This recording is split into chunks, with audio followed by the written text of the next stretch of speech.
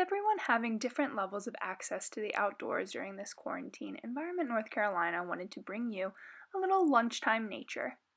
So follow along to explore the beautiful Lake Norman, hear a little bit more about our campaigns, and even learn what actions you can take during quarantine to make a difference for your planet. So let's get started. As I said, today we are exploring Lake Norman. With over 32,500 acres and 520 miles of shoreline, this is the largest man-made lake in North Carolina. It was created in 1963 when Duke Energy dammed up and flooded the area. Now, it's not the most famous lake monster myth. That would probably have to go to Old Nessie in Scotland, but legend has it that Lake Norman has a monster of its own named Normie. So while we'll be looking for all wildlife on this kayaking trip, we'll especially be keeping our eye out for a glimpse of that monster on our trip. Right now I'm seeing the first glimpse of wildlife. You can see its head poking out right there. We have a standard Canadian goose. Got nice and close. One thing I like to do on my kayak trips is try to when I leave, go up against the current so that on my way back it takes a lot less time and I never overtire myself. So here I'm struggling against the current, trying to get all the way to the state park side. I'm going to stop at this cute little island, see if there's any wildlife or nature to point out. But the current's really strong here and it's going to toss me around a little bit. So I'm just going to make my way to the state park side.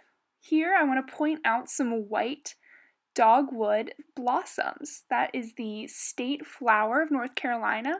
So love when I see that and point it out.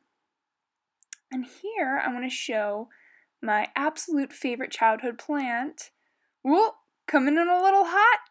Ah, crash landing! Gotta make sure the GoPro's still situated. But what I really wanted to show you guys was some honeysuckle. Now, I can already tell that it's not perfectly in bloom because I saw it before I smell it. If it's perfectly in bloom, you can smell the sweet aroma of honeysuckle, but it should be in bloom starting as early as next month all the way through September. So I want to show you guys a neat trick that I used throughout all of my childhood. I'm going to get right up under this plant and pick one of the flowers. I'll show it to you in a second. It's hard to see from this angle. So once you have one of these flowers, and I usually like them when they're yellow, and right now you can see in just a second that it's still white, so it's not quite as sweet as I'd like it to be, but here's the flower, and you can take from the bottom and pull out the middle piece, and there should be a little bit of dew on the end, and that is a sweet nectar dew that you can suck, hence the common name honeysuckle.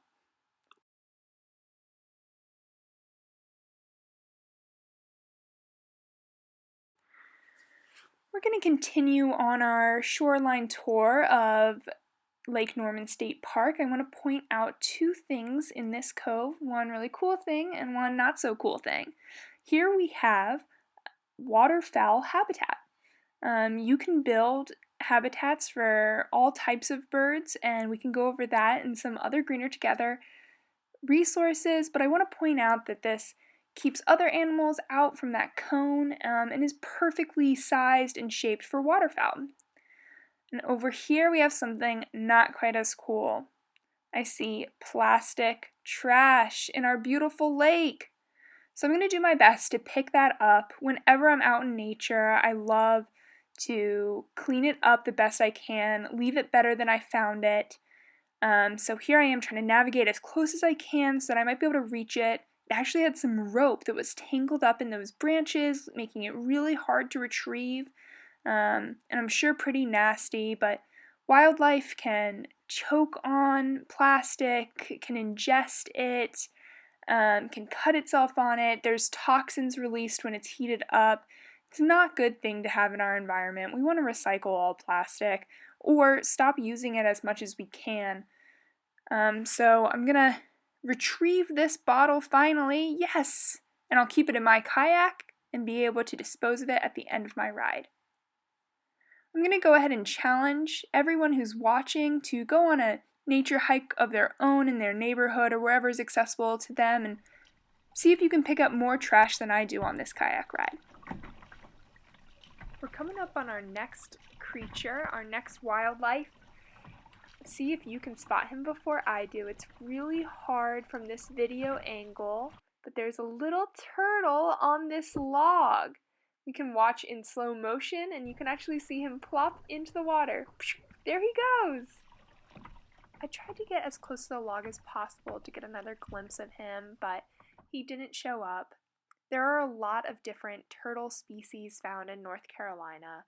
I didn't get a great look at him, but from my knowledge, I think that he was a river cooter. He had some yellow under his shell on his underbelly, and they're pretty common to be found basking in the sun on riverbanks. I know this isn't a river, but it's got that fresh water, so I think that's my best guess as to what species of turtle that might have been. I'm going to continue to look for wildlife and native foliage to point out to you guys, but while I have you, I want to take a moment to tell you about a few of the campaigns that we have at Environment North Carolina that help protect the world we live in. First, I want to start with Environment North Carolina's Clean Energy campaign.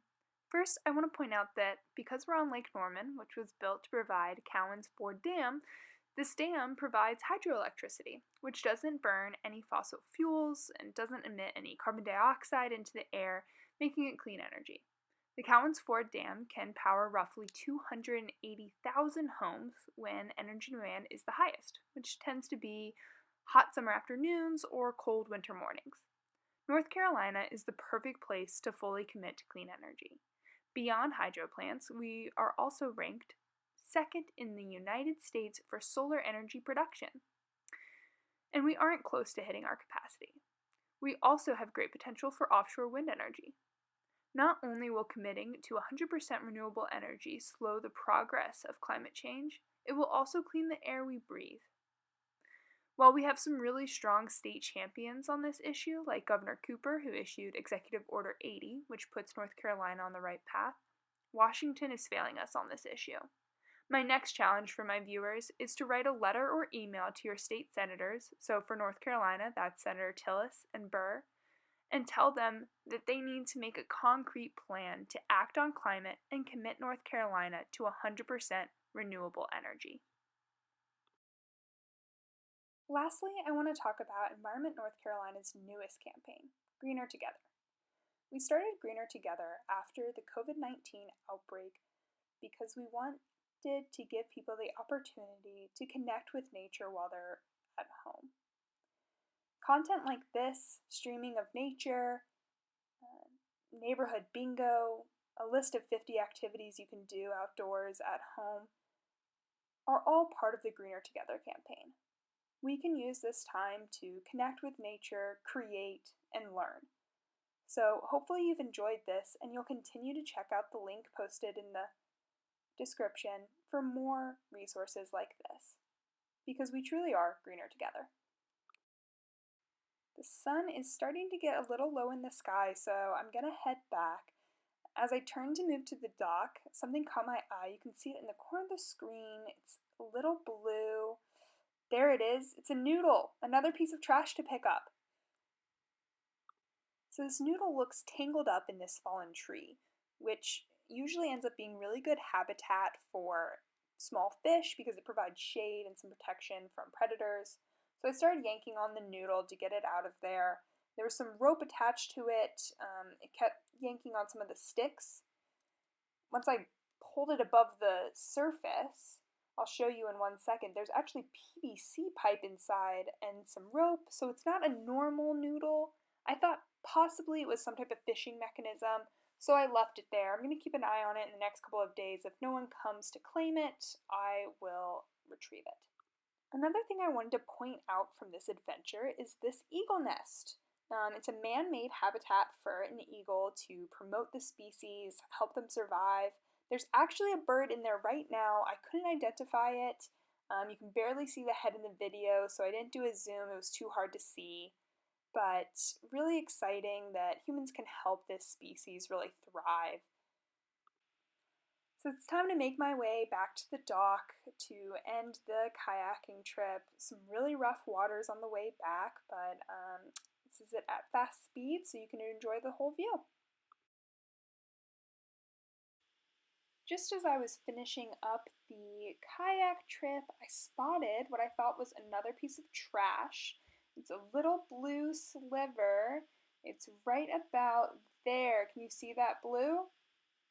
So I paddled over quickly to add it to my collection. This will just be the second piece of trash because I couldn't get that noodle.